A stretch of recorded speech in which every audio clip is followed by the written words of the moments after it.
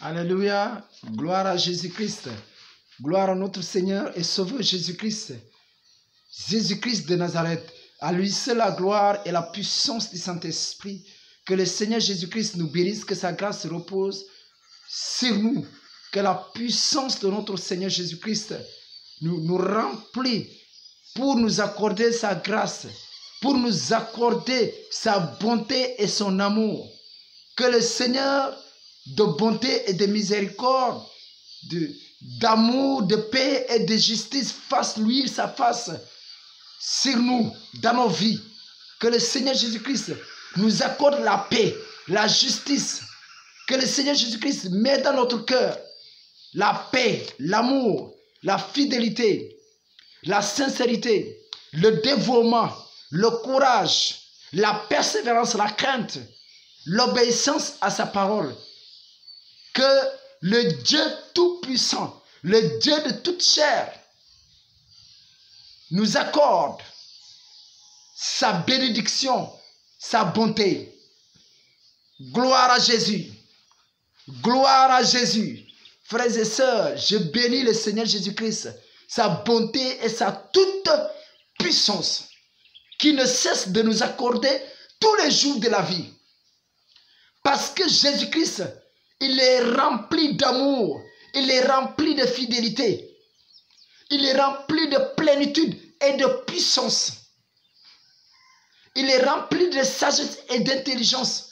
C'est lui, le maître de toutes choses, le créateur de toutes choses, le conducteur de toutes choses, de toute vie, de toute âme. À lui, c'est la gloire. C'est lui qui détient toute la sagesse, imaginable, inimaginable. C'est seul Jésus-Christ de Nazareth. Aujourd'hui, je bénis grandement le nom de Jésus-Christ parce que vraiment, c'est très puissant. C'est très, très puissant de la grâce qu'il m'a accordée d'expérimenter vraiment son intelligence. C'est que la connaissance humaine ne peut pas découvrir. Vraiment, je bénis le Seigneur parce qu'il avait déjà dit, il est plus avantageux que je m'en aille. Car si je ne pars pas, le consolateur de cet esprit ne viendra pas. Celui-là qui va vous enseigner sur toutes choses.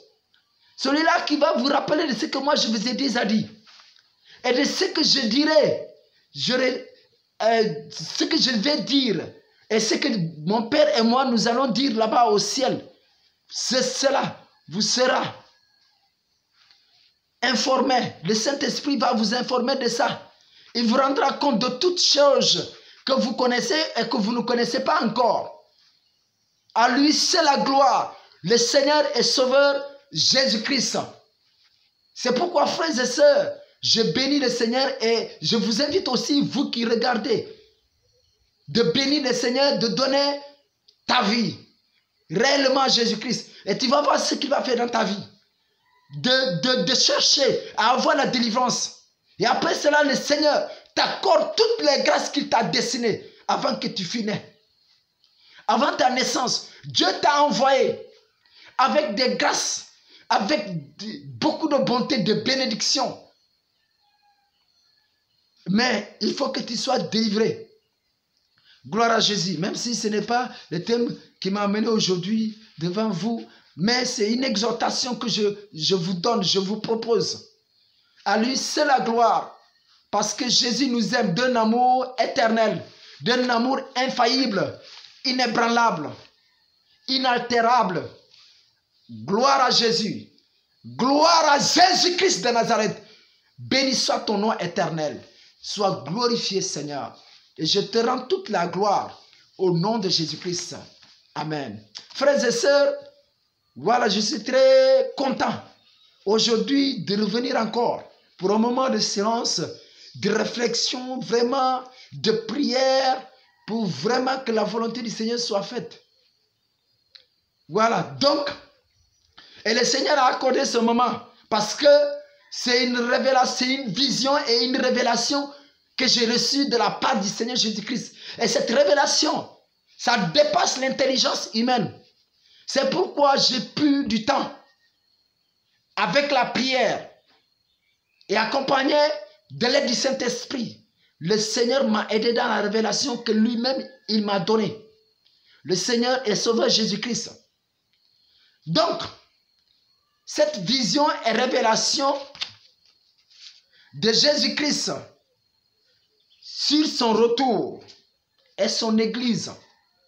Donc, c'est le retour de Jésus-Christ et son Église. La vision concerne le retour de Jésus-Christ et son Église. Gloire à Jésus-Christ. Bon, ça là, cette vision, j'ai titré ça, la parole du Seigneur. J'ai pris la parole du Seigneur Jésus-Christ pour titrer la vision et la révélation. Je suis venu pour ma 5e église. Parole de Jésus-Christ. Donc, je vais vous raconter l'histoire, comment est-ce que ça s'est passé. Pour que le Seigneur Jésus-Christ me dise dans la vision, je suis venu pour ma 5e église. Donc cette vision et cette révélation, ce n'était pas quand je dormais. C'est quand je regardais, comme je te regarde, comme tu me regardes toi aussi. C'est comme ça que le Seigneur m'a fait voir des choses spirituelles, hautement spirituelles et puissamment spirituelles. De mes propres yeux conscients. Voilà, donc cette vision, elle date du 13 janvier 2022. Gloire à Jésus-Christ. Donc, je vous raconte l'histoire, comment ça s'est passé. Donc, comme je vous l'ai dit depuis le premier témoignage, que j'étais professeur de mathématiques au collège. Donc, j'ai écrit un livre de mathématiques de niveau 3e, collège. Donc, j'ai tiré la version électronique, version papier, pour relecture du document. Donc ce jour-là, j'étais à la maison et j'étais très concentré, j'étais assis. J'étais en train de lire les Écritures. Si je vais voir des coquilles ou bien des fautes, des erreurs, je corrige en bic rouge. Donc, je lisais, j'écrivais. C'était aux environs de midi 12 heures. Donc, et j'écrivais. Maintenant, j'écrivais jusqu'au moment que je ne pouvais pas comprendre ce moment-là. Hein? Du coup, je vois Dieu, le Seigneur Jésus m'ouvre les yeux spirituels. Et je me retrouve au niveau de la terre, en haut, au ciel. À un certain niveau de la terre.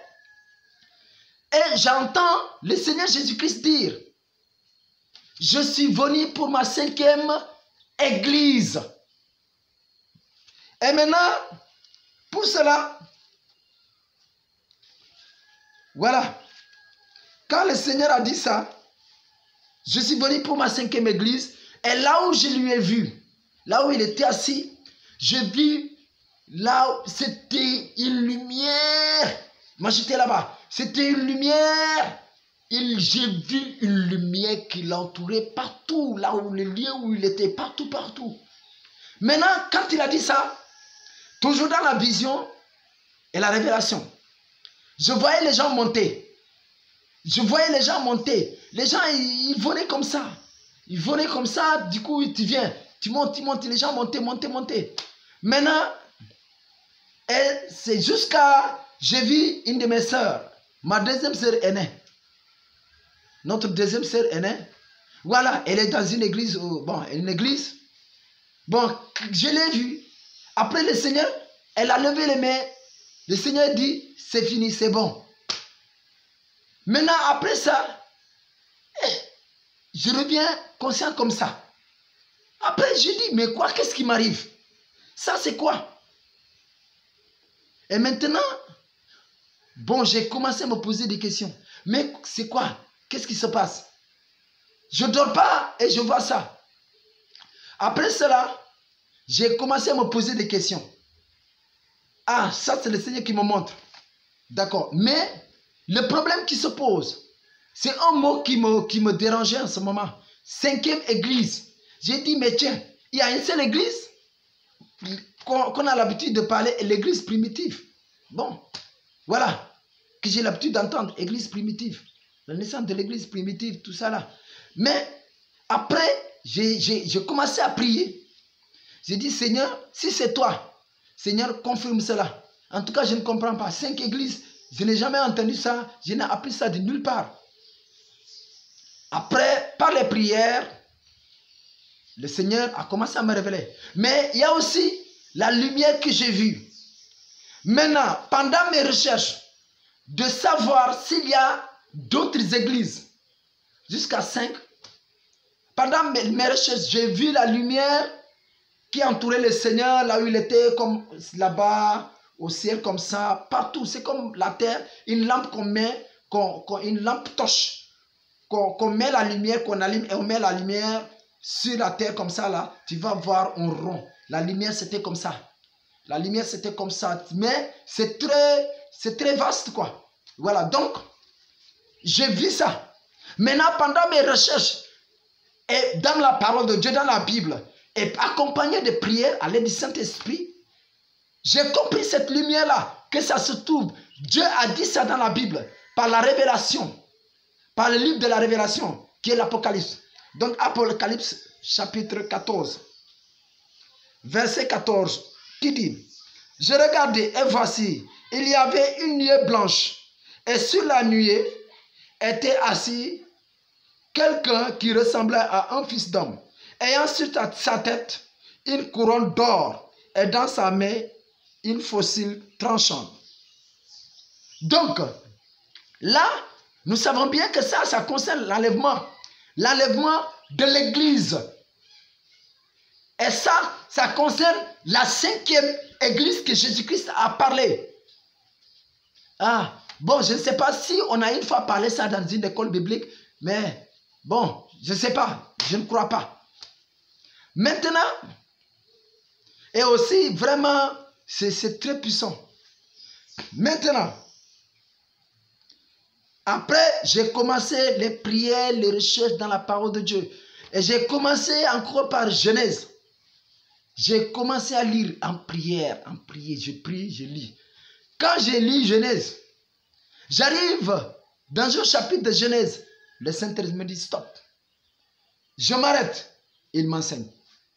Ça, c'est la première église. C'est la première église.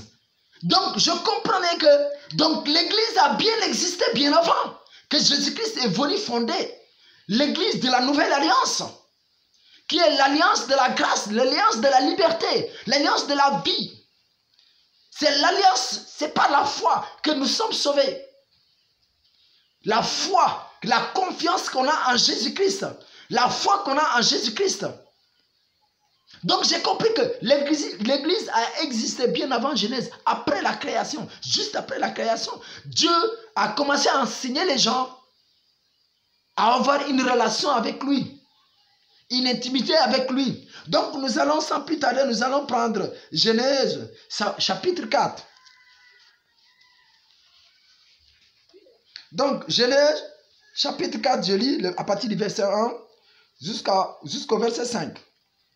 Adam connut Ève, sa femme, elle conçut et enfanta Caïn, et elle dit, « J'ai formé un homme avec l'aide de l'Éternel. » Verset 2. Elle enfanta encore son frère Abel. Abel fit berger et Caïn fit laboureur. Verset 3. Au bout de quelque temps, Caïn fit à l'Éternel une offrande des fruits de la terre. Et Abel, de son côté, en fit une des premières-nées de son troupeau et de leur graisse. L'Éternel porta un regard favorable sur Abel et sur son offrande. C'est tout. Gloire à Jésus-Christ. Donc là, le Seigneur me révèle que ça, c'est son église. Et l'offrande, la dîme là, c'est ça que nous présentons jusqu'aujourd'hui à l'église. Jusqu'à l'église, la 5e église. C'est ça que nous faisons. Rien n'a changé. Ça, je comprends, c'est l'offrande. C'est la dîme aussi. Les premiers fruits de la terre. Et les premiers-nés, voilà, de son troupeau. pour Abel. Donc, et cela, on retrouve ça aussi dans Exode. On va voir. Vous voyez, c'est l'alliance que Dieu a établie pour ses enfants. Donc, ça, c'est de là a commencé l'église de Jésus-Christ. Après la création. Quand Dieu a créé tout là, jusqu'à l'homme, et puis Dieu a donné tout ça, là, Satan est venu semer le désordre, Dieu a réparé, a pardonné. Après cela, Dieu a institué son église, a instauré son église. Et nous continuons. Nous allons au verset 25. Verset 25. Donc, après cela, Caïn a tué son frère. Maintenant, le verset 25, nous voyons. Adam connut encore sa femme. Elle enfanta un fils, elle l'appela du nom de Seth. Car, dit-elle, Dieu m'a donné un autre fils à la place d'Abel, que Caïn a tué. Caïn, son frère, son grand frère. Verset 26. Seth eut aussi un fils, et il l'appela du nom d'Enoch. C'est alors que l'on commença à invoquer le nom de l'Éternel. C'est la même chose quand nous voyons Jérémie 33, verset 3. L'Éternel a dit, invoque-moi, je te répondrai, je t'annoncerai de grandes choses, des choses cachées que tu ne connais pas.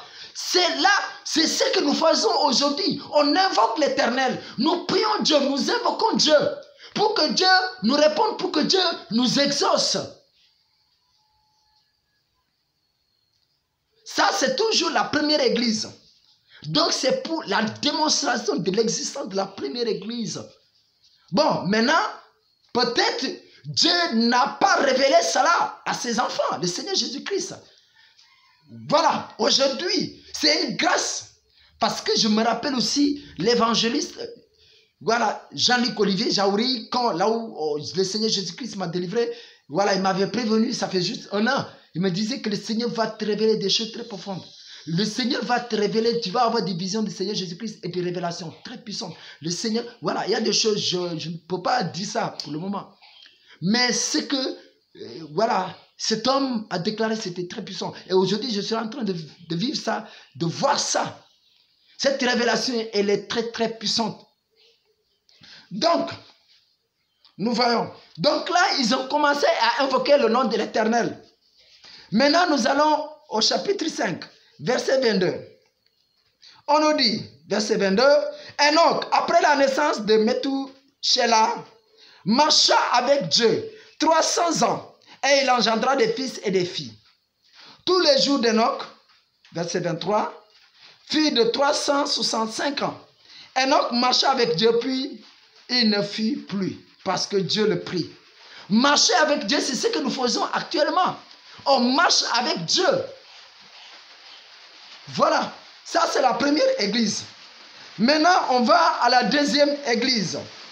Nous prenons la deuxième église, on va à Exode. Exode chapitre 3. Voilà. Donc, voilà, la deuxième église, c'est l'église de l'Exode. Dieu a délivré son peuple d'Israël de la servitude en Égypte pour le servir dans la terre promise. Et Canaan, c'est la montagne sainte. C'est ce qui se passe aujourd'hui. Dieu nous délivre et nous fait sortir là où nous sommes pour lui servir. Donc nous prenons Exode chapitre 3, verset 12. Verset 12 dit, Dieu dit, je suis avec toi. C'est Dieu qui parle à Moïse. Et ceci sera pour toi le signe que c'est moi qui t'envoie. Quand tu auras fait sortir d'Égypte le peuple, vous servirez Dieu sur cette montagne. Donc, vous servirez Dieu sur cette montagne. Dieu, pourquoi Dieu, l'Éternel Jésus-Christ, a délivré le peuple d'Israël en Égypte? C'est pour que le peuple d'Israël revienne à la terre promise. Pour que ce peuple-là le serve. Ça, c'est la deuxième église.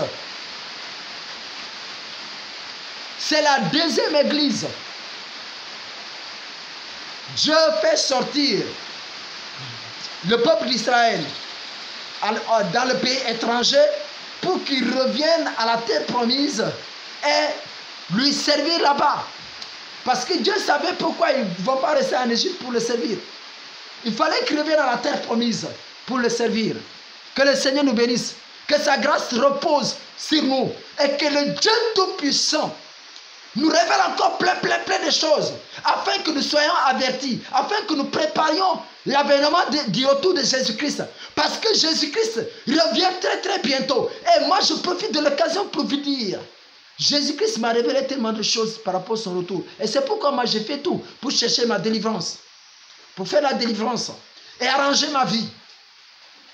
J'ai fait tout pour arranger ma vie.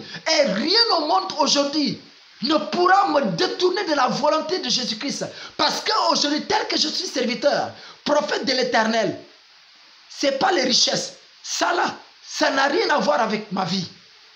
Ce n'est pas la gloire. Ça n'a rien à voir avec ma vie. C'est l'amour du service de Jésus-Christ. Je ne suis pas venu, je n'ai pas laissé le monde, le service du monde, de ma nation, pour servir Jésus-Christ. Ce n'est pas à cause de l'argent. Et je l'ai dit à Jésus-Christ, je ne suis pas venu à toi à cause de l'argent, pour la bénédiction que tu as réservée pour ton ministère.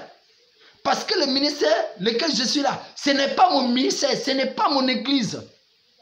C'est l'église de Jésus-Christ.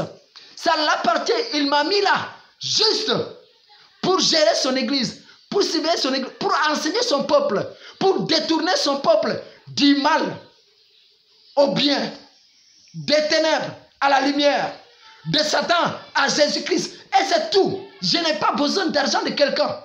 Ce n'est pas l'argent de quelqu'un qui me fait vivre aujourd'hui. Aujourd'hui, Dieu me bénit puissamment, je travaille.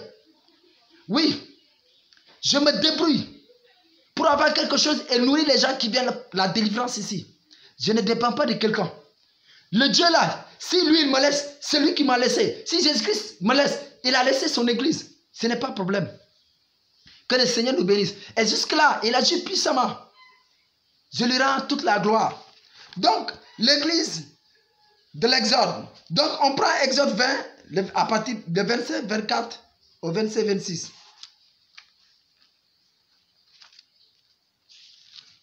Voilà. Nous allons lire la parole de Dieu.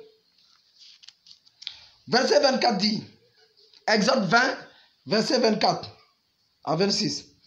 Il dit à Moïse, voilà, donc après votre sortie, tu m'élèveras un autel, après votre sortie du pays de captivité de l'Égypte.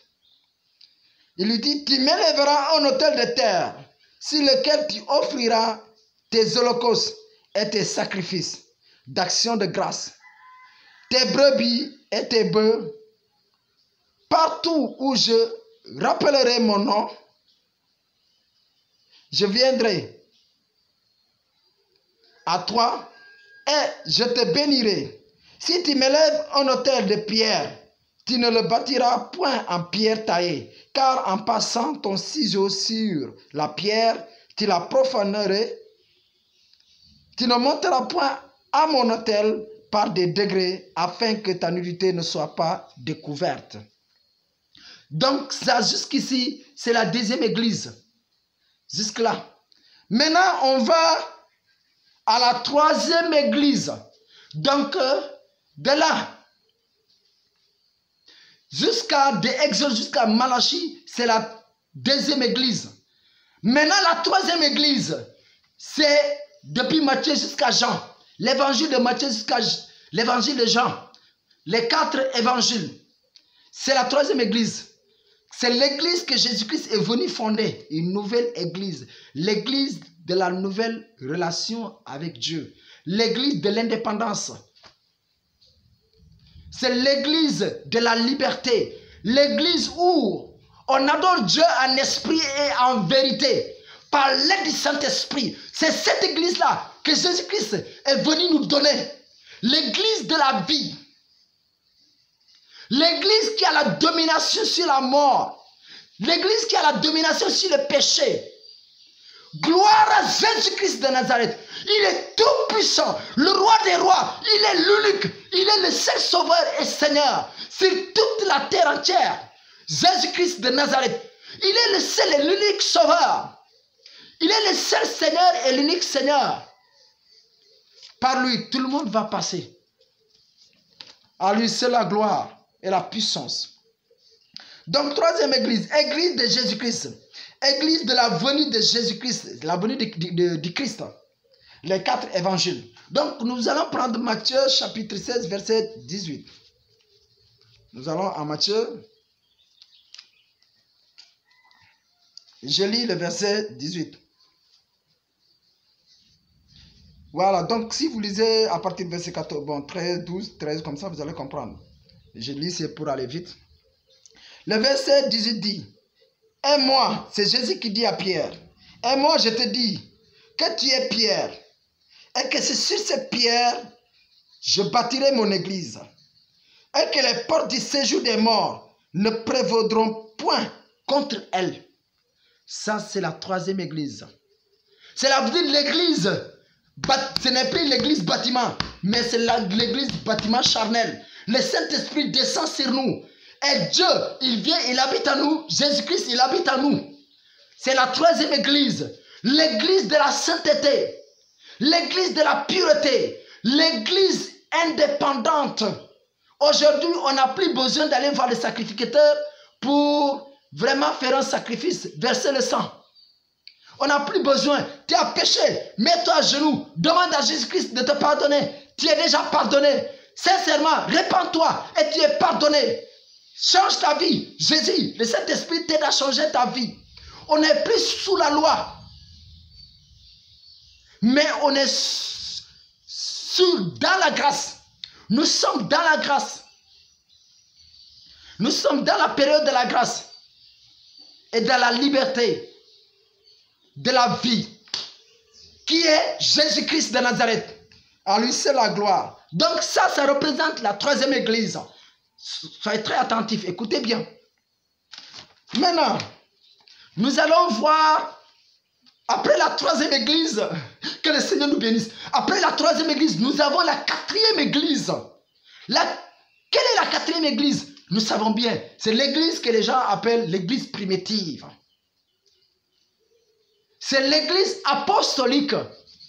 C'est l'église que Jésus-Christ a fondée avec les apôtres, par les apôtres. C'est la quatrième église. Donc l'église maintenant va prendre une nouvelle tournure, une autre tournure.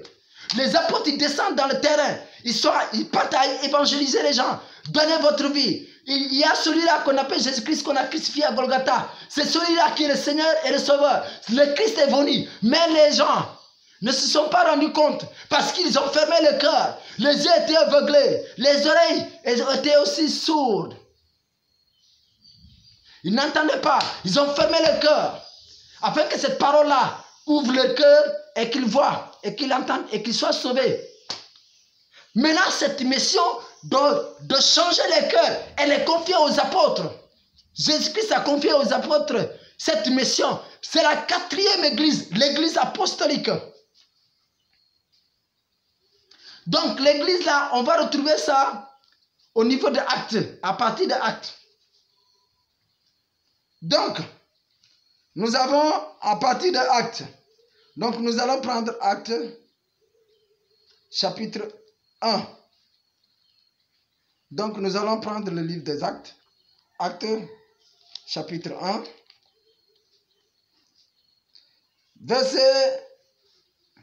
On va prendre le verset 11. C'est Pierre qui parlait. Verset 11 dit, et dire, homme galiléen, pourquoi vous arrêtez-vous? Voilà, nous allons prendre Actes chapitre 1, verset 12. Alors ils retournèrent à Jérusalem, de la montagne appelée des Oliviers, qui est près de Jérusalem, à la distance d'un chemin de sabbat. Verset 13. Quand ils furent arrivés, ils montèrent dans la chambre haute où ils se tenaient d'ordinaire. C'était Pierre, Jean, Jacques, André, Philippe, Thomas, Barthélemy, Matthieu, Jacques, fils d'Alphée, Simon le Zélote et Jude, fils de Jacques. Tous d'un commun accord persévéraient dans la prière avec les femmes et Marie, mère de Jésus, avec les frères de Jésus. Que le Seigneur nous bénisse. Donc là, c'était la 4e église. Et nous allons voir jusqu'au chapitre 2, la Pentecôte quand elle est arrivée. La Pentecôte quand les apôtres ont été remplis du Saint-Esprit et de feu. Et là, ils ont commencé à aller, voilà, pour l'église évangéliser un peu partout dans le monde. Donc ça, c'est la 4e église. Nous allons voir la 5e église. La 5e église, c'est l'église post-apocalypse. Excusez-moi, c'est l'église post-apostolique. Église du retour de Jésus-Christ. C'est l'église actuelle. L'église de l'enlèvement. Donc, cette 5e église, aujourd'hui, c'est l'église après les apôtres. C'est l'église post-apostolique. Donc, cette église-là, c'est l'église que nous vivons actuellement. Donc, cette église, c'est l'église où on retrouve plusieurs catégories de branches d'église. Nous avons le groupe des protestants, donc le protestantisme. Nous avons le groupe de l'évangélisme et le groupe du catholicisme. Donc, comment est venue, voilà, toutes ces divisions? Et cela, nous voyons ça depuis Galates. L'apôtre Paul, il parlait de ça. Galates chapitre 1, verset 6. Ceci est venu par les gens qui n'étaient pas convaincus que Jésus était le Seigneur. Ils ont voulu changer de la doctrine de Christ, de l'évangile. Maintenant, si nous prenons par exemple 1 Corinthiens, bon, nous allons prendre 1 Romains chapitre 16, versets 17 et 18. Voilà. Verset 17 dit: je vous exhorte, frères, à prendre garde à ceux qui causent des divisions et des scandales, au préjudice de l'enseignement que vous avez reçu. Éloignez-vous d'eux, car de tels hommes ne servent point Christ, notre Seigneur, mais leur propre ventre, et par des paroles douces et flatteuses, ils séduisent les cœurs des simples. Voilà. Donc là, nous voyons. Donc, toute église catholique, église, tout ça est venu par ça. Bon, peut-être des gens qui sont convertis et ils n'ont pas laissé leur pratique. Mais sinon, l'église a existé bien avant. Et depuis, après les apôtres, c'était l'église évangélique, ça. L'église des apôtres, là, c'était l'église évangélique. Mais gloire à Dieu, ce n'est pas encore le débat pour ça ou la vidéo pour ça. Donc, voilà, nous prenons 1 Corinthiens chapitre 11, verset 18-19. Voilà, nous allons prendre 1 Corinthiens chapitre 11, verset 18-19. Donc, et l'apôtre Paul dit: et d'abord, j'apprends que lorsque vous vous réunissez en assemblée, il y a parmi vous des divisions, et je le crois en partie. Car il faut qu'il y ait aussi des sectes parmi vous, afin que ceux qui sont approuvés soient reconnus comme de tels au milieu de vous. Donc cette 5e église-là, c'est l'église où Jésus-Christ va venir voir ceux-là qui ont fondé, bâti l'église de Jésus-Christ avec dignité et crainte, avec obéissance. Parce que ce ne sont pas toutes les églises qui sont des églises de Jésus-Christ. Et ce ne sont pas tout le monde qui est serviteur de Jésus-Christ. Il y en a tellement de serviteurs de Satan. Aujourd'hui, les églises de Jésus-Christ là, ah non, je vous dis, si on peut voir dans le monde entier, est-ce qu'on peut arriver sans même église, vraie église de Jésus-Christ? C'est vraiment dommage. C'est vraiment dommage. C'est triste. Et je vous dis, quand le Seigneur Jésus-Christ était venu pour prendre sa 5e église là, les hommes, les personnes, les gens qui étaient montés n'étaient pas nombreux. Ça, je vous le dis, c'est la vérité. Les gens n'étaient pas nombreux, mais on va avancer. Donc, et dans tout ça, et maintenant à partir de l'évangélisme, du groupe évangélisme, de l'évangélisme, il y a les principales dénominations rattachées à l'évangélisme. Donc le baptisme, le pentecôtisme, le mouvement charismatique évangélique, le mouvement néo-charismatique, le christianisme non dénominationnel. Il y a aussi un mouvement qu'on appelle le mouvement de sanctification. Voilà.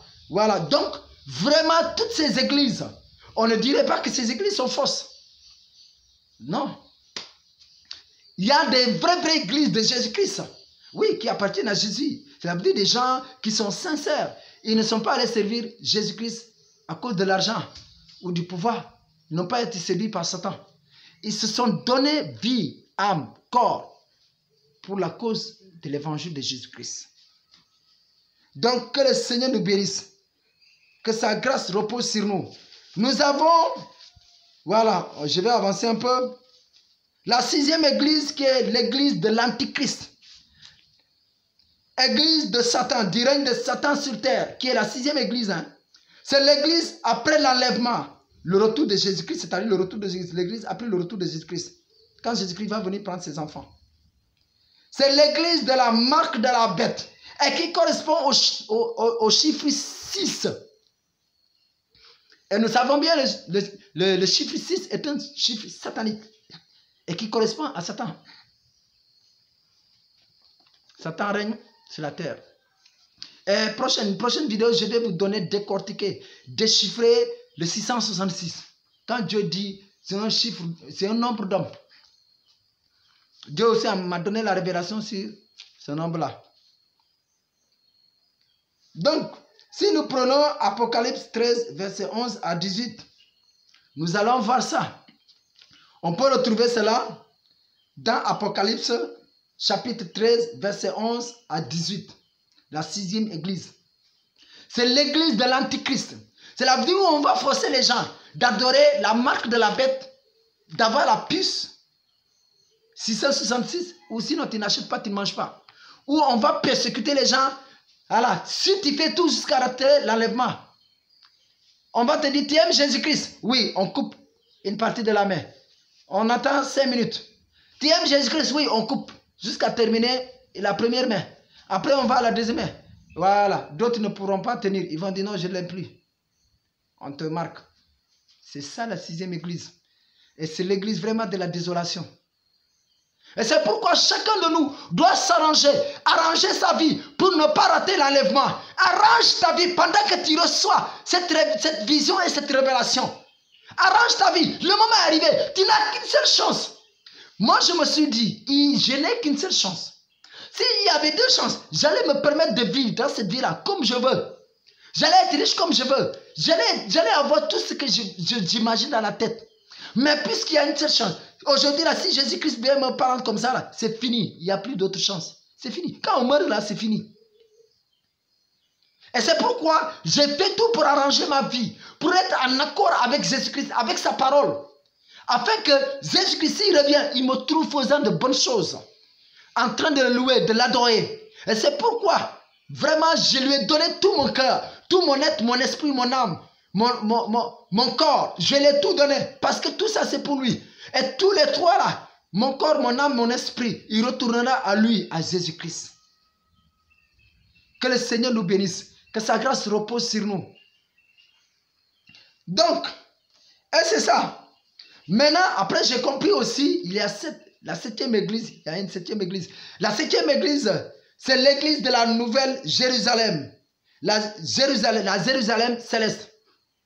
Voilà, nous allons retrouver ça dans Galates chapitre 4, verset 25. Hébreux chapitre 12, verset 22 à 24.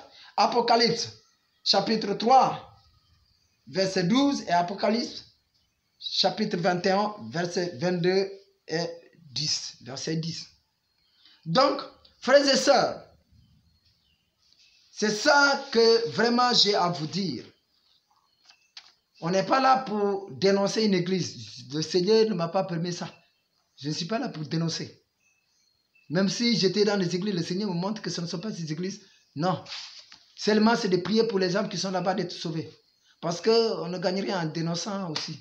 Très franchement. Tu peux pécher même, tu peux rater le ciel à cause du dénoncement. C'est ça. Donc, c'est seulement prier pour ces âmes qui sont sauvées. C'est Jésus qui fait tout. C'est son église. Prie. Dieu fait. C'est très simple. Donc, c'est comme ça que j'ai compris qu'effectivement, donc il y a 5 églises 4 églises qui sont déjà passées, il y a 5 églises. Et les 7 églises-là, on retrouve ça dans Apocalypse. On retrouve les 7 églises dans Apocalypse. Donc c'est ça. Vraiment, frères et sœurs, que le Seigneur nous bénisse, que sa grâce repose sur nous. Le Seigneur Jésus-Christ, il est tout puissant. Affectionnons-nous à lui. Donnons tout à lui. Et Jésus-Christ, il va se montrer à nous. Il va nous révéler tout. Parce que Jésus-Christ, il a envoyé tout simplement le Saint-Esprit, rien que pour nous. C'est l'amour qu'il a pour nous. Il ne veut pas nous laisser aveugles. Il ne veut pas nous rester vraiment inconscients. Voilà. Vraiment innocents. Jésus-Christ veut nous avertir de tout. Donc, frères et sœurs, le moment est arrivé pour que tu changes ta vie. Change ta vie. Et si réellement tu donnes ta vie à Jésus, tu sois un homme de Dieu, je ne sais pas quoi là, le Seigneur t'utilise puissamment. Ici là, il y en a déjà 4 fous, bon, qui sont délivrés proprement, ils sont guéris. Plus les autres maladies, tout ça là, le Seigneur délivre les possédés. Récemment, le Seigneur a délivré une fille vraiment qui sa maman était allée adorer des fétiches. Sa maman est féticheuse, elle a allée adorer un fétiche pour avoir son enfant. Et le démon, le Satan là, le démon qui l'a possédé, la fille là, elle était moitié personne, moitié esprit, démoniaque. Le Seigneur m'a révélé ça quand je dormais, avant qu'elle vienne le jour du culte, pour recevoir sa délivrance. Donc, et le démon, quand il est arrivé, quand après le culte, j'ai commencé à prier pour cette dame, cette fille, une jeune fille. Le démon me dit, je lui parle de Jésus-Christ, le démon il me dit, Jésus-Christ n'existe pas. C'est un démon stupide. Je vous assure que le démon a failli ébranler ma foi. Imaginez si Jésus ne m'utilisait pas pour délivrer ses enfants, faire des miracles, des choses extraordinaires. J'allais abandonner la foi. Et le démon il me dit, toi là, tu n'as aucun pouvoir pour me faire sortir de cette fille. Elle m'appartient. Je lui dis, c'est Dieu qui l'a créé. Le démon me dit que ce n'est pas Dieu qui l'a créé. C'est lui, le démon qui l'a créé, le fétiche. Vraiment, mais je lui dis, oui, on va voir ça. Comme tu as dit que Jésus-Christ n'existe pas, et moi je n'ai aucun pouvoir, et que c'est toi qui l'as créé, on va voir. Mais le démon est sorti le même jour. Elle a même fait un programme de jeûne et prière. Le Seigneur a chassé le démon. Aujourd'hui, la fille, elle a eu son examen de formation. Alors qu'elle est restée 4 mois, elle n'a pas mangé. 4 mois, elle ne mange pas. Elle a maigri. Et le démon dit que c'est lui qui l'a rendue comme ça elle devient vilaine, personne ne va l'aimer. Et j'ai pris, le démon me dit que cette fille-là, elle a son enfant. Vraiment, c'est bizarre. Donc, vraiment, je passe pour exhorter les enfants de Dieu. Tu n'as pas besoin de chercher la magie pour avoir la grâce et la puissance de Jésus-Christ. Si c'est lui qui t'a appelé, il t'équipe. Donc, frères et sœurs, que le Seigneur nous bénisse, que sa grâce repose sur nous, que le Seigneur Jésus-Christ nous accorde sa grâce et sa puissance au nom de Jésus-Christ. En tout cas, vraiment, qu'à partir de ce message, Dieu puisse t'aider à arranger ta vie par la puissance du Saint-Esprit et que la grâce de Jésus-Christ repose sur toi au nom de Jésus-Christ. Gloire à Jésus.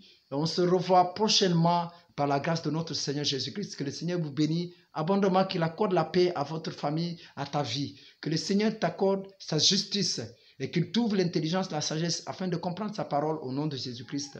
Amen.